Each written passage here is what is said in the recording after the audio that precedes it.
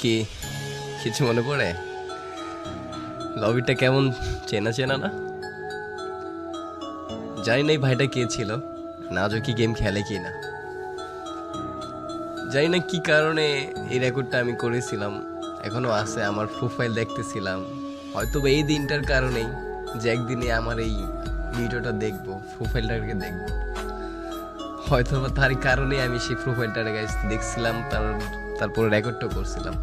হ্যাঁ, এটা দেখো, এটা কি এই লবিটার কথা মনে পড়ে?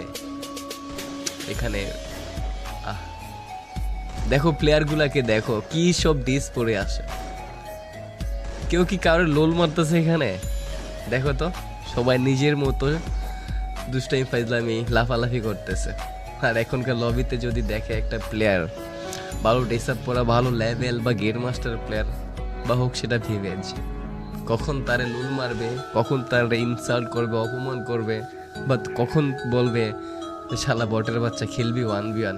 বাট তার থেকে কিন্তু দেখা যায় মানে যারে সে অপমান করতেছে বা কিছু বলতেছে তারই লেভেল হয়তো বা বেশি।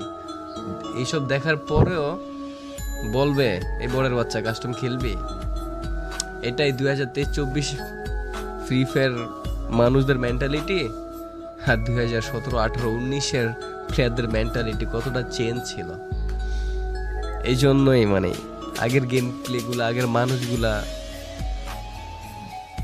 কথা ভাই দেখলি বা স্মৃতিগুলো দেখলি, মনে পড়লেই মনের ভিতরে জানি কেমন একটা শান্তি শান্তি লাগে।